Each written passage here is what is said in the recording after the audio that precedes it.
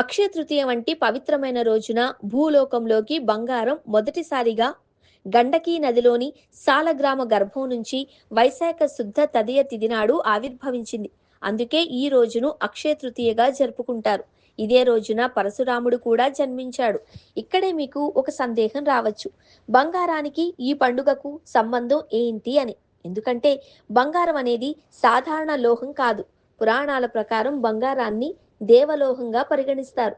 బంగారానికి హిరణ్మయి అనే మరో పేరు కూడా ఉంది.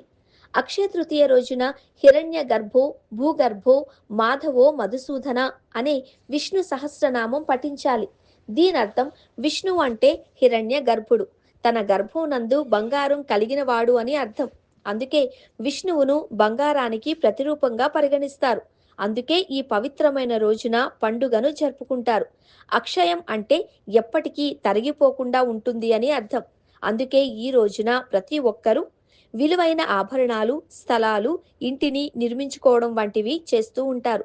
ఇలా చేయడం వల్ల తమ ఇంట్లో లక్ష్మీదేవి ప్రవేశిస్తుంది అని, తమకు శుభ ఫలితాలు కలుగుతాయి అని నమ్ముతారు. అక్షయ తృతీయ రోజే గజకేసరి రాజయోగం. ఈ రాసుల వారికి పట్టిందల్లా బంగారమే. మహిళలకు ఇష్టమైన అక్షయ తృతీయ పండుగ వచ్చేస్తోంది.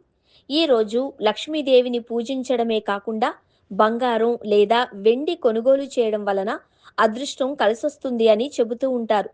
అయితే ఈ పవిత్రమైన అక్షయ తృతీయ రోజే గజకేసరి రాజయోగం ఏర్పడుతుంది.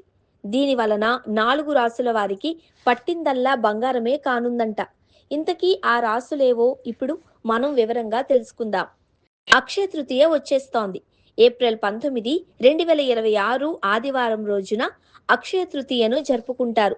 అన్ని రోజుల్లోకెల్లా వైశాఖ మాసంలో వచ్చే ఈ అక్షయ తృతీయ చాలా శుభప్రదమైంది అంటారు. అందుకే ఈ రోజున చాలా శుభకార్యాలు నిర్వహించుకుంటారు. అంతేకాకుండా ఈ రోజే చాలా శక్తివంతమైన గజకేసరి రాజయోగం కూడా ఏర్పడుతుంది. చంద్రుడు బృహస్పతి కలయిక వలన గజకేసరి రాజయోగం ఏర్పడుతుంది. అయితే లక్ష్మీదేవికి ఇష్టమైన ఈ అక్షయ తృతీయ రోజునే గజకేసరి రాజయోగం ఏర్పడడం వలన 4 రాసుల వారికి పట్టిందల్లా బంగారమే కానుందంట. ఇంతకీ ఆ రాసులేవో ఇప్పుడు చూద్దాం. తులారాశి. తులారాశి వారికి చాలా అద్భుతంగా ఉంటుంది. అక్షయ తృతీయ రోజే గజకేసరి రాజయోగం ఏర్పడడం వలన వీరికి లక్ష్మీదేవి అనుగ్రహం ఉంటుంది. దీంతో అదృష్టం కలిసొస్తుంది. చాలా త్వరితగతిన మీ పనులు పూర్తి చేసుకుంటారు. సంపద పెరగడంతో ఈ రాశి వారు బంగారం లేదా వెండి కొనుగోలు చేయడం జరుగుతుంది. ఈ రాశి వారికి అన్ని విధాలుగా కలిసొస్తుంది. మేషరాశి. మేషరాశి వారు ధనవంతులవుతారు. వీరు బంగారం లేదా వెండి కొనుగోలు చేసే ఛాన్స్ ఉంది. ఈ రాశి వారికి గజకేసరి రాజయోగం వలన అదృష్టం తలుపు తడుతుంది. ఇంటిలో శుభకార్యాలు నిర్వహించుకుంటారు. అన్ని విధాలుగా ఈ రాశి వారికి కలిసొస్తుంది. మీనరాశి. మీనరాశి వారికి శని నెగిటివ్ ప్రభావం కాస్త తగ్గుతుంది. ఆర్థిక సమస్యల నుండి బయటపడతారు. ఈ రాశి వారికి సమాజంలో మంచి గుర్తింపు లభిస్తుంది. ఎవరైతే విదేశీ ప్రయాణాలు చేయాలి అనుకుంటారో వారి కళ నెరవేరుతుంది. గొప్ప స్థాయిలో ఉంటారు.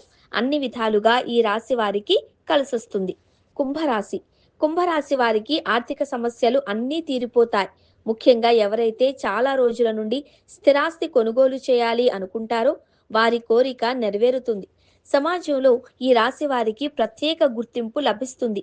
కుటుంబ సభ్యుల నుంచి ఆర్థిక సహాయం అందుతుంది. అన్నింటా ఈ రాశి వారికి శుభ ఫలితాలే కలుగుతాయి. అయితే అసలు అక్షయ తృతీయ అంటే ఏంటి, అది ఎలా, ఎందుకు జరుపుకుంటారు అనేది ఇప్పుడు చూద్దాం. హిందూ పంచాంగం ప్రకారం ప్రతి ఏడాది వైశాఖ మాసంలో శుక్లపక్షంలో తదియ తిథి నాడు అక్షయ తృతీయ పండుగను జరుపుకుంటారు. ఈ నేపథ్యంలో ఇంగ్లీష్ క్యాలెండర్ ప్రకారం ఈ ఏడాది ఏప్రిల్ 19వ తేదీ ఆదివారం నాడు ఈ పండుగ వచ్చింది. ఈ పవిత్రమైన రోజున ఏ పని చేపట్టినా ఖచ్చితంగా విజయం లభిస్తుంది అని చాలా మంది నమ్ముతారు. ఈ పవిత్రమైన రోజున లక్ష్మీదేవి, విష్ణుమూర్తులను పూజిస్తారు. పురాణాల ప్రకారం శ్రీకృష్ణుడు యుధిష్ఠ పరుడు అక్షయ తృతీయ పవిత్రత గురించి వివరించాడు. ఈ పర్వదినాన్నే చార్ధామ్లోని బద్రీనాథ్, గంగోత్రి ఆలయాల తలుపులు తెరవబడతాయి. ఈ రోజు నుంచే భక్తులకు దర్శన భాగ్యం కలుగుతుంది. ఈ సందర్భంగా అక్షయ తృతీయ పండుగను ఎందుకు జరుపుకుంటారు, ఈ పండుగకు పురాణాలకు ఉండే సంబంధాలు ఏంటి అనే ఆసక్తికరమైన విషయాలను ఇప్పుడు తెలుసుకుందాం.